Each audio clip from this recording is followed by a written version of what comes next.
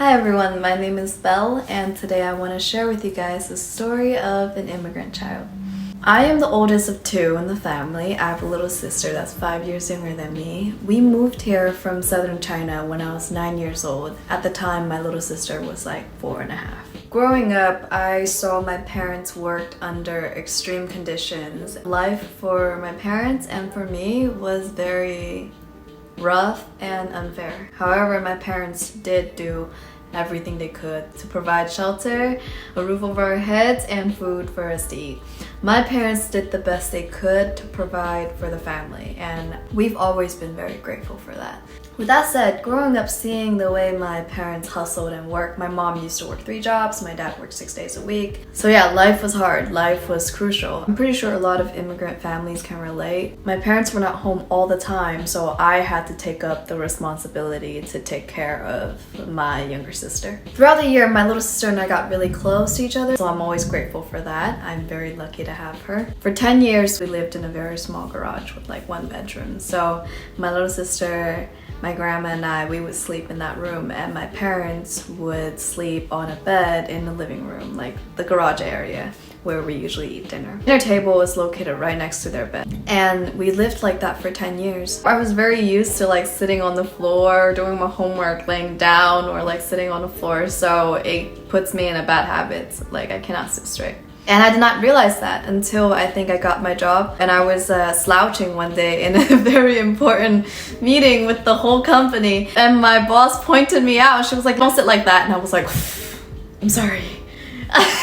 So from then on, I knew that I have to correct my posture. I have to, work on myself a little bit more.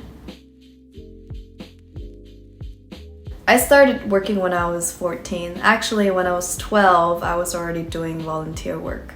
I was volunteering at my local elementary school in the after-school program, teaching arts and crafts, because I was always an artsy kid. I loved colors, I loved art. I just loved anything that requires creativity. Everyone always thought I would become an artist when I grow up, but I never did become an artist. Eventually, when I was 14, after my little sister graduated from elementary school, I stopped working in the elementary school and I started working in a Chinese school, because Chinese was something that was always interesting to me. I liked the idea of Chinese characters. I think they look like pictures. I think that's very beautiful and very nice. I really liked the way Mandarin sounded. I just really like hearing people speak Mandarin. Cantonese was never my thing. Like, I knew how to speak it, but I never found it very attractive. Actually, until last year. Last year, I don't know what hit me. I was listening to some Cantonese music all of a sudden, and I just thought Cantonese is the most beautiful language in the whole world. So when I got to work in my Chinese school, I was very excited. When I first got into my Chinese school, I was working in their summer program, and I was like a full-time volunteer. I was entirely into it. I was excited. I love kids. I love volunteer work. I love art. First year I was there, I think I was just doing a little bit of like class mentoring and stuff like that. And then I think the second year I was there, and I did do 1 year of full-time office work. And that is when I realized I'm not an office person, because I could not sit still. I was getting complaints because when parents go to the office, for some reason they could never find me. I was always in a classroom playing with some kids. I can't sit still in an office for 8 hours a day, 5 days a week. So eventually they realized that's not the position for me. I graduated high school in 2017. When I graduated from high school, that was when I officially became a teacher, teaching kindergarten, art, and dance. I was so excited, and I had so much fun teaching for I think like 2 to 3 years. It eventually gave me more and more things to do, which I was very excited about. When I was a teenager, I had so much time, and I wanted to do everything because I have always been afraid to live a life of regrets. So I wanted to make sure I had no regrets. I wanted to do everything. And in the meantime, I was also doing documentaries, and at the time I had a mentor guiding me with my video work, which helped me grow in videography like tremendously. And I was doing freelancing design work, websites, and a little bit of marketing here and there. And I was doing weddings. Oh gosh, I can't remember. Before COVID hit, I would say 2017 to 2019, I did so much weddings. I think I did over 200 weddings in the Bay Area. I was working every weekend. I was setting up, doing the decorations, like making the tables, making the big backdrops. I loved my job. I loved working. For me, it was not about the money that I was making. I was not making a lot of money, but it was more of the fact that I was hanging out with the people that I liked. I loved my team. I loved the people I was working with. I felt like we were more, it felt more like a hangout than work. So, and I work from passion, so that worked out perfectly for me. And I did that all the way until I had to go to school in San Diego. When I moved to San Diego for school, I told myself that I would take things easy. Because I've worked so hard for as long as I could remember. I was always hustling. I could never slow down. I told myself, hey, take the 2 years of college, just relax. And so when I went to San Diego, I did not take my car, which I regret.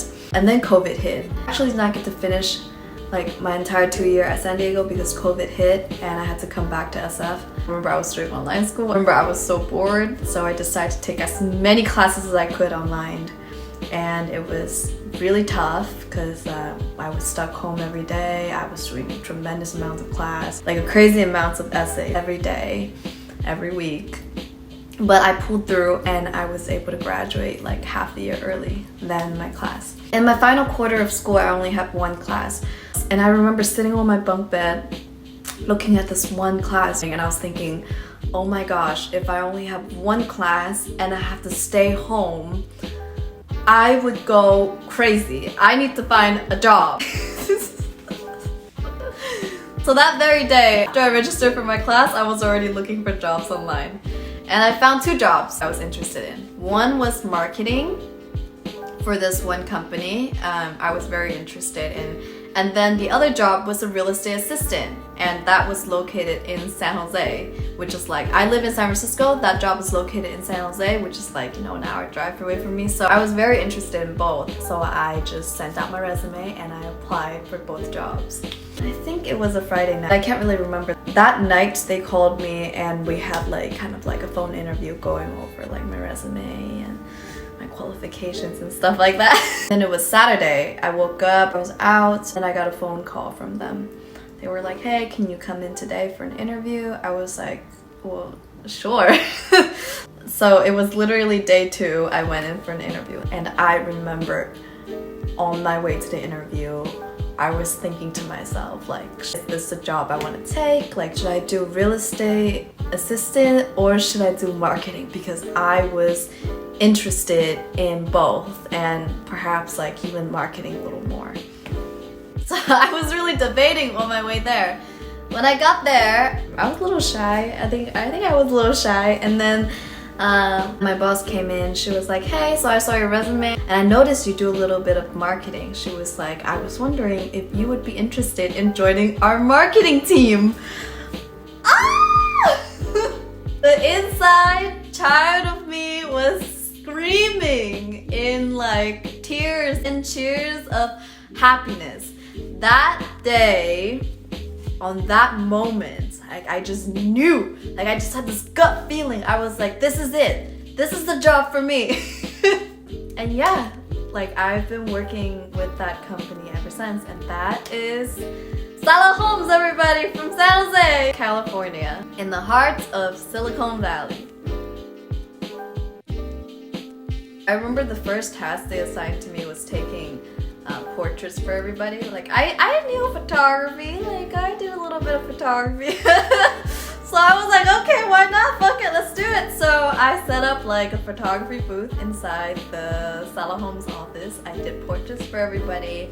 You know, this is a moment that was hard for me to forget because I've always believed in this like power woman, like strong woman image, but I've never seen it. Like growing up, I always thought my mom was that image, my grandma was that image, but I've never seen anyone other than my mom and grandma, who is such a powerful woman. And I remember seeing my 4 female boss came in to the office on the day of taking the portraits, and I remember looking at them and my eyes was sparkling. Like I was looking at them with stars in my eyes, with hearts, like, and my face was probably all red. I was very excited and I was just thinking like, oh my goodness, like this is the place I want to be in. These are the people I want to be with, and this is the kind of people I want to become. And I just knew, like from that moment, I knew in that moment that this is what I want. This is who I want to become. And that was my first day of work. No joke. No joke. For the past year and a half, there's been ups and there's been downs, but every time when I just feel like I can't do it, I think about that moment all the time, and it just pushes me forward because I'm always reminded of how amazing these women are, how amazing it is to work with them, and it just keeps me going. So many things have changed in the past year and a half. Right now, I'm still doing marketing, but at the same time, I'm doing construction and I'm also doing Airbnb. I think the hardest part for me so far is to try to balance between work and life, because I dedicate my entire time and passion and heart to my work. But the thing with me is that I'm passionate about a lot of things. Like I'm passionate about work, life, people. I'm also passionate about like music, art. And I think it's been a very long time since I've done videos, which is also another one of my passions. So I am very excited to get back with that. I think at this point in my life, there's so much I want to do, and I would just hate to miss out.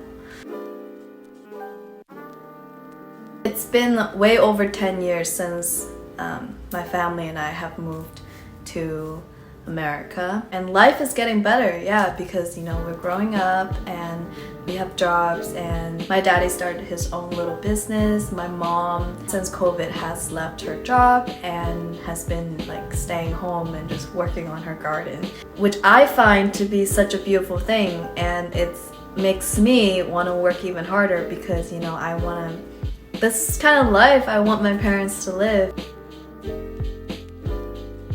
I'm very proud of ourselves. I'm very proud of Salah. I don't know if you guys can tell, but I'm very, very proud of my company. I'm very proud of my boss. I'm proud to say, oh, I love my job! And I'm proud to say we are very good people with very good intentions. Today I'm 23 years old. I am turning 24 in June. And I've never been so excited to share my life with you guys, and I'm very excited to take you guys on this learning journey with me. So subscribe to my channel and follow me for more videos. I will be sharing a lot of my work experience, life, and just general things that I do. Thank you all for watching this video. Please like and subscribe to my channel, and I will see you guys next time. Bye!